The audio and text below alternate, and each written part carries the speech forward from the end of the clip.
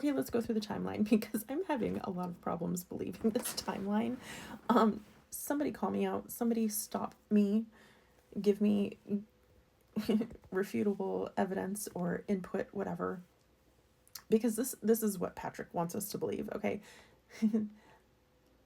Patrick wants us to believe that Lindsay is both obliterated out of her mind with psychosis while also being competent and capable, methodical, and like this.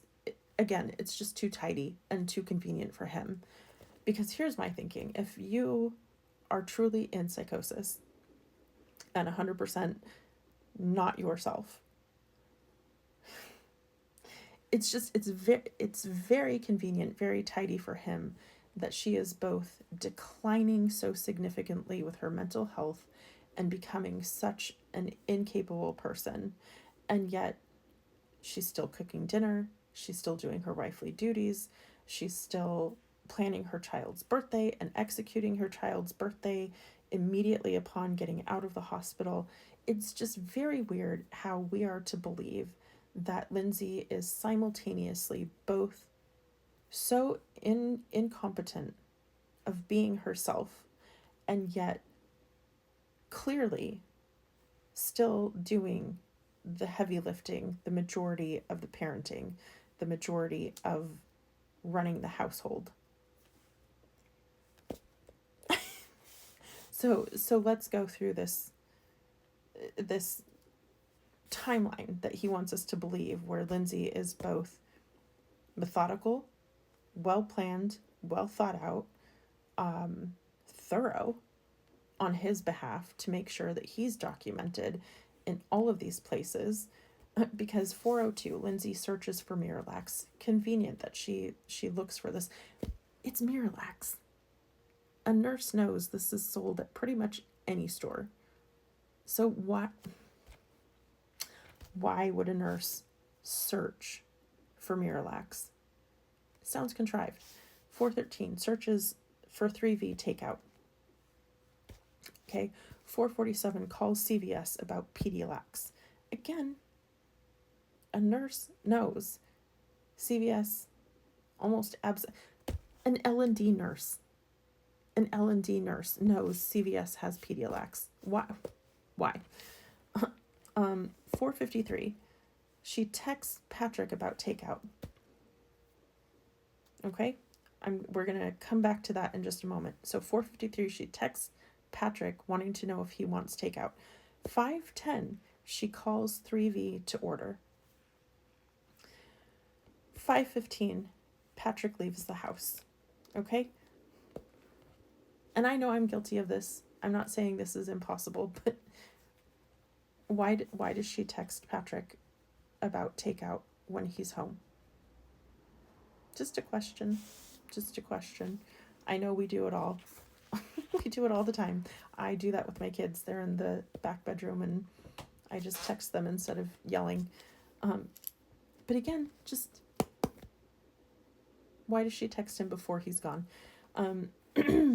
So 5:15, Patrick leaves the home. 5:32 for a 3-minute drive. Okay, the 3-minute drive for some reason takes 17 minutes. Patrick leaves the home at 5:15. Patrick is on surveillance at CVS at 5:32. 5:33 and 5:34, Patrick calls Lindsay. She misses the call.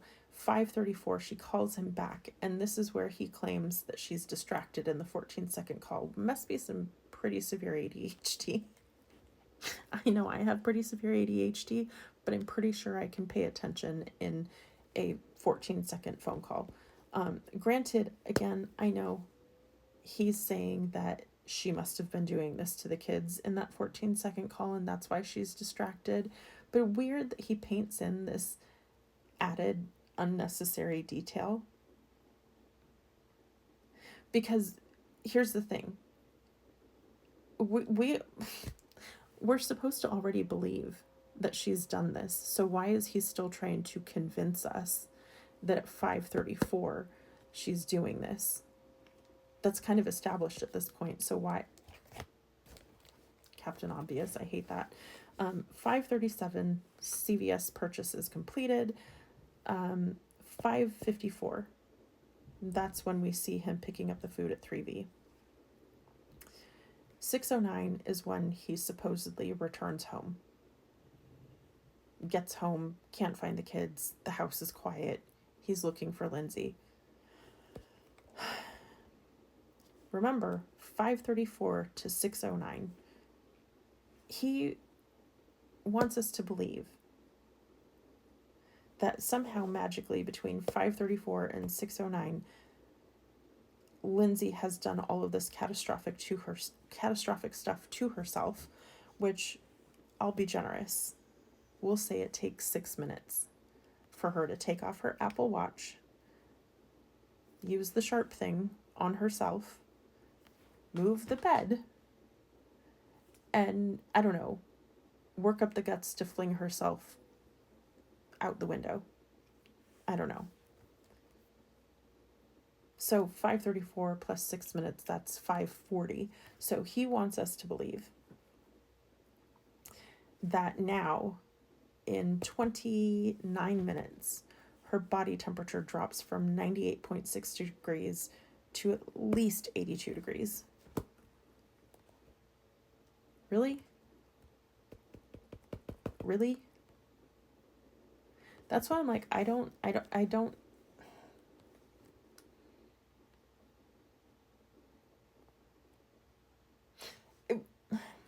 Do we know when Lindsay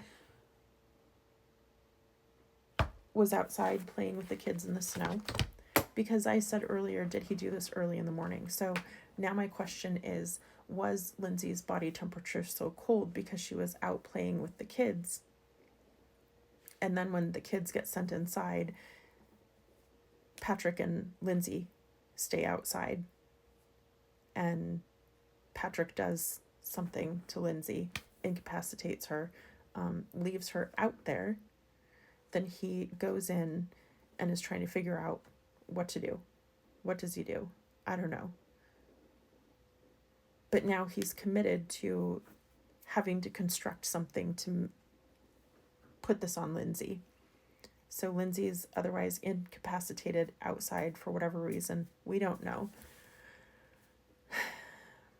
Is that why there was even talk about her being outside in the snow?